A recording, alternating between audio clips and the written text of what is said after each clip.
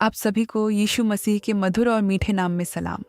आज की हमारी प्रतिदिन की रोटी के संदेश का विषय स्वर्गीय बहुतायत। आज का पवित्र शास्त्र का भाग 1 तीमुथियुस 1:12-17 से है। मैं अपने प्रभु मसीहा यीशु का, जिसने मुझे सामर्थ्य दी है, धन्यवाद करता हूँ कि उसने मुझे विश्वास योग्य समझकर अपनी सेवा के लिए ठहराया। मैं तो पहले निंदा करने वाला और सताने वाला और अंधेर करने वाला था, तो भी मुझ पर दया हुई, क्योंकि मैंने अविश्वास की दशा में बिन समझे बूझे ये काम किए थे। और हमारे प्रभु का अनुग्रह उस विश्वास और प्रेम के साथ जो मसीह यीशु में है, बहुतायत से हुआ। ये बात सच और हर प्रकार से मानने के योग्य है कि मसीह यीशु पापियों का उद्धार करने के लिए जगत में आया, जिनमें सबसे बड़ा मैं हूँ।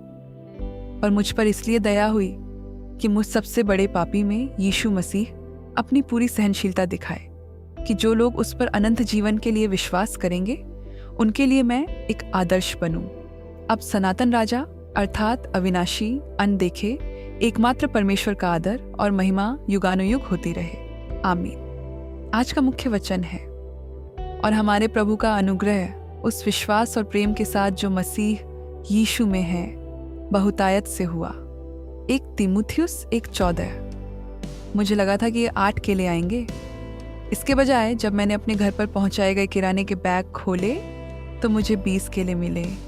मुझे जल्द ही एहसास हुआ कि मेरे इंग्लैंड जाने का मतलब ये है कि मैंने पाउंड के बजाय किलोग्राम में सामान मंगाना शुरू किया। 3 पाउंड के बजाय मैंने 3 किलोग्राम केले का ऑर्डर दिया था। इतनी बहुतायत के साथ मैंने दूसरों के साथ आशीष साझा करने के लिए पसंदीदा केले की ब्रेड रेसिपी के कई बैच बनाए। जैसे ही मैंने फल को मसला, मैंने अपने जीवन के अन्य क्षेत्रों के बारे में सोचना शुरू कर दिया, जहां मैंने अप्रत्याशित बहुतायतता का अनुभव किया है, और प्रत्येक मार्ग यहोवा की ओर वापस जाता है। ऐसा प्रतीत होता है कि पौलुस को अपने जीवन में यहोवा की बहुतायतता पर चिंतन करने का एक ऐसा अनुभव हुआ है।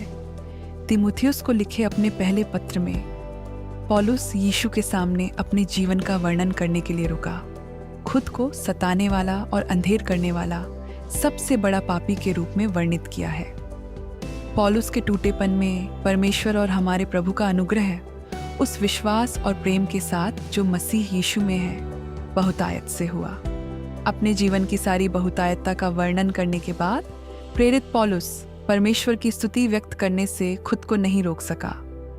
अविनाशी, अदृश्य, एकमात्र परमेश्वर का आदर और महिमा युगानुयुग होती रहे। पौलुस की तरह जब हमने पाप से मुक्ति के यीशु के प्रस्ताव को स्वीकार किया, तो हम सभी को प्रचुर मात्रा में अनुग्रह प्राप्त हुआ। जैसे ही हम सभी परिणामी आशीषों पर विचार करने के लिए रुकते हैं, हम अपने उदार परमेश्वर की आभारी प्रशंसा में खुद को पौलुस के साथ शामिल पाएंगे। आज दिन भर अपने कार्यों के बीच इन प्रश्नों पर मनन करते रहें। आपने अपने जीवन में परमेश्वर की बहुतायतता का अनुभव कैसे किया है? आज आप उसकी स्तुति कैसे कर सकते हैं? आइए प्रार्थना करें। स्वर्गीय पिता, आपके अनुग्रह के अद्भुत उपहार के लिए धन्यवाद। आज का ये दैनिक मनन सुनने के लिए आपका धन्यवाद। हमारे चैनल को सब्सक्राइब करें, ताकि आप हर दिन बाइबल के साथ इस आत्मिक यात्रा में जुड़े रह सकें।